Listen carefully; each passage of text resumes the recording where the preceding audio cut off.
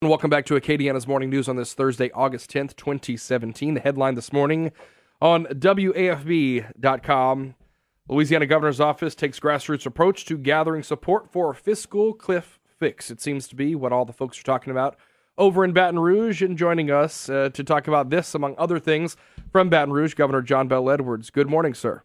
Good morning. How are you? It's great to talk to you. We are doing good over here in Acadiana, just getting ready to mark the 1-year date, if you can imagine it, of the flooding event that happened. It's coming up on this Saturday. I want to get to the Fiscal Cliff, but we were just talking to the mayor of Youngsville, Ken Ritter, here in our area, about how they are recovering. Any insight on the statewide kind of response, recovery, the status where we are on the flooding a year later? Yeah, and I tell you, like you said, it's hard to believe it's been a year. I tell you that I'll never forget it, though, and one of the trips that I did make, one of the many trips, was actually to Youngsville, and we toured a neighborhood together, the mayor and I, and a number of other folks. I will tell you that we're obviously working extremely hard, but with the help of our congressional delegation, we have received a couple of months ago about $1.6 billion for recovery purposes and community development block grant funding.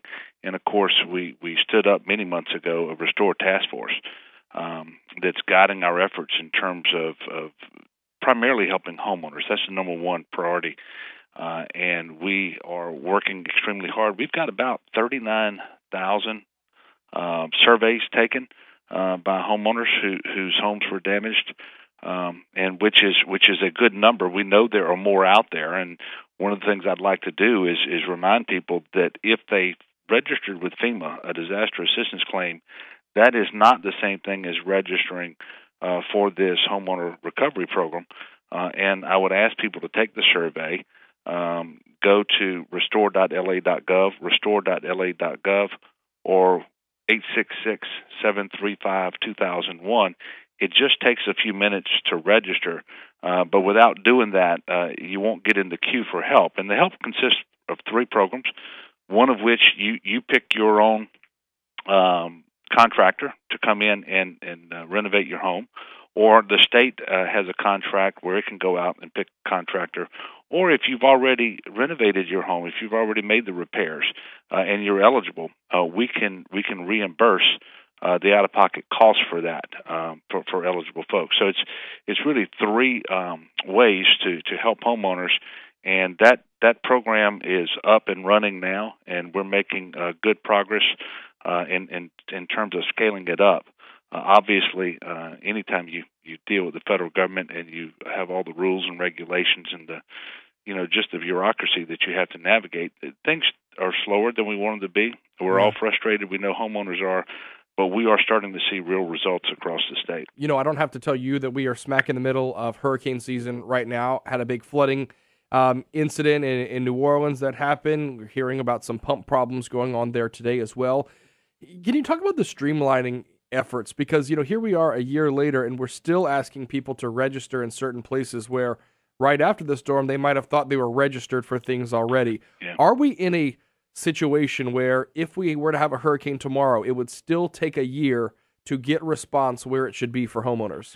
Well, I can't say that it would take a year. And the one of the things I would just caution is we typically use two words. One is response and one is recovery. The response is what you do immediately after the storm to protect lives and property, and then the recovery comes later. And it's the recovery that takes a long time because emergency money for the response is typically available through FEMA as soon as you need it. But all of the funding for the recovery has to be appropriated, and that does take a while. But one of the good things is that we did come. In fact, we came over to Lafayette last week and announced about $30 million, a little over $30 million in hazard mitigation grant program funding for the Acadiana region. To spend on drainage issues, looking at the entire watershed over on the Vermilion River for 8 parishes to try to minimize the likelihood of another flood. And we know that floods are going to happen, but we think we can do a better job of managing those flood waters and keeping it out of more residences and more businesses.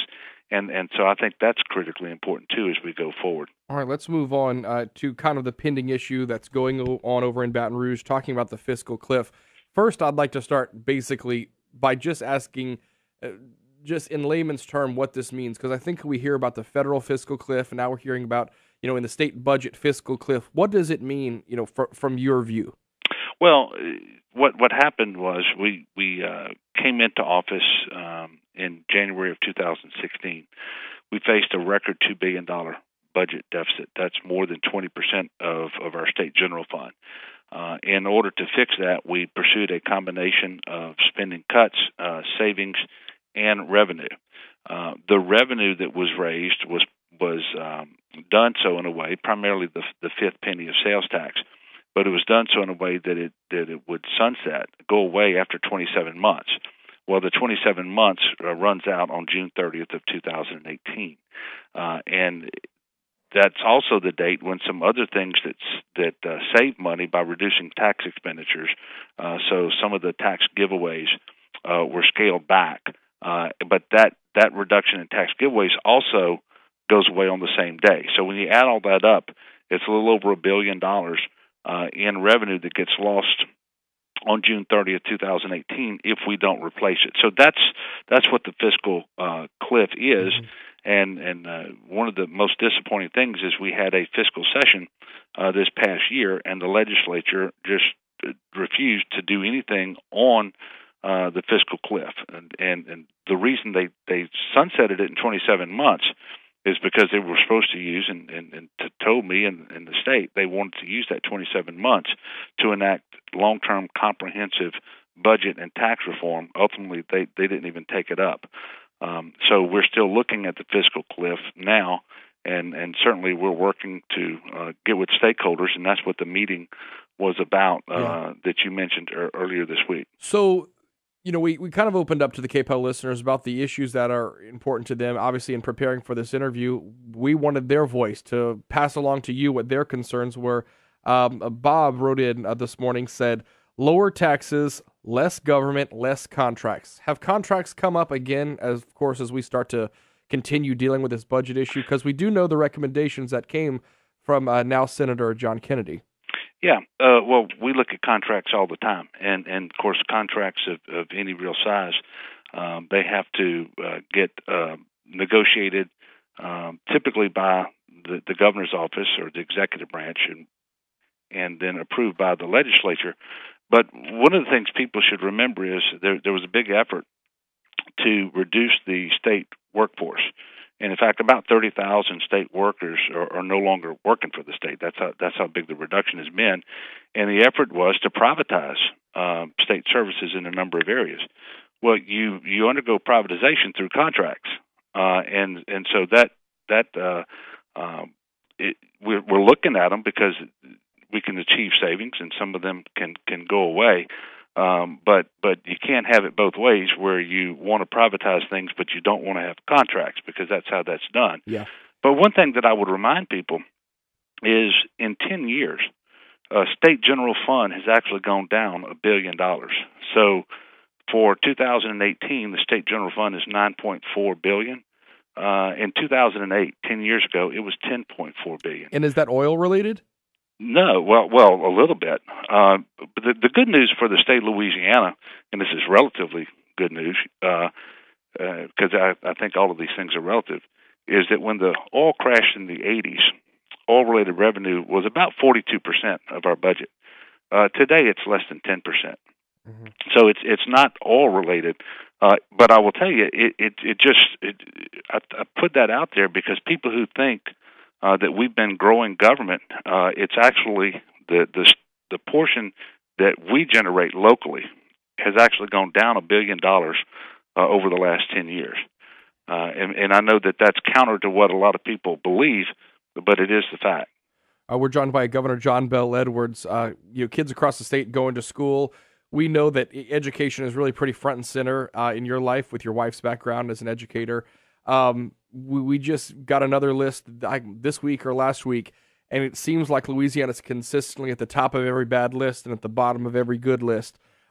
Yet we continue to see people working on things. Where do you see that going? I know we have a relatively new state superintendent. Is there any I don't know, prediction you might have for changes that will come that will help to improve us on these lists? Well, first of all, education is difficult, and there's slow incremental progress. There has been progress, and it's not enough to catch up with the other folks on those lists that you're talking about. Yeah.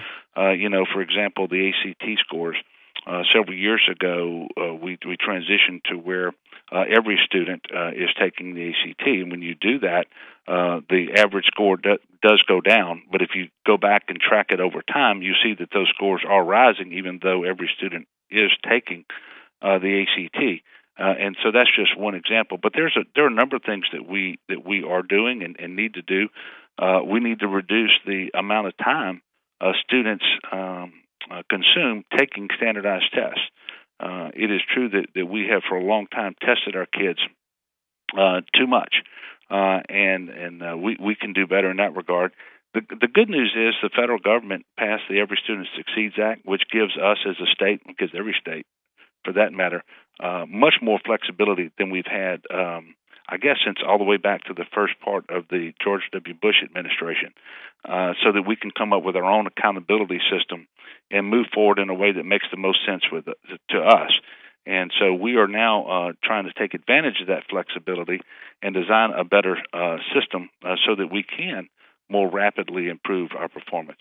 I want to wrap up Yes. with talking about the First Lady's efforts as it pertains to foster families. As we wrap up with Governor John Bel Edwards, we had the story up at KPEL965.com. A lot of interest in it. Does that play into kind of the role that you see in supporting families here in our state? Oh, absolutely. Last year, for example, there were a record number of kids adopted out of our foster care program. And I don't have the number in front of me, but it was right around 700 kids. Incredibly important because every kid deserves an opportunity to have a stable, wholesome home environment, and to find folks who are willing to adopt kids. And kids who are in foster care in Louisiana, those are our kids. I mean, we're responsible for them.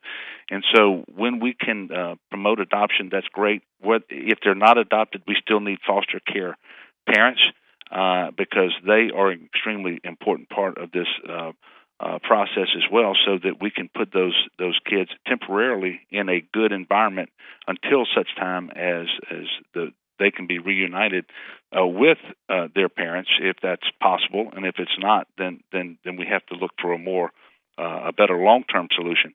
But incredibly important that we do that. And I'll tell you, Marquita Walters at the Department of Children and Family Services and her staff, and a lot of volunteers are just doing a tremendous job under very difficult circumstances.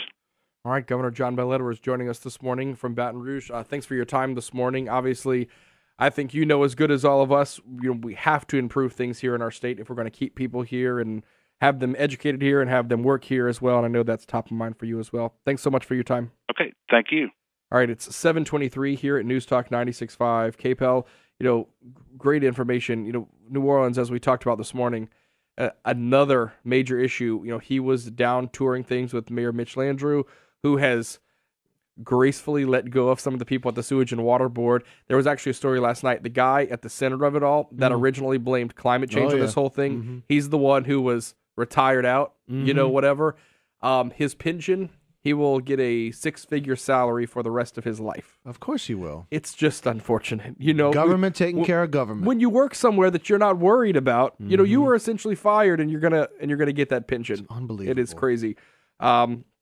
Again, this Saturday marks the 1-year anniversary of the flood that happened here, and we will have coverage on air here at KPEL and on KPEL965.com.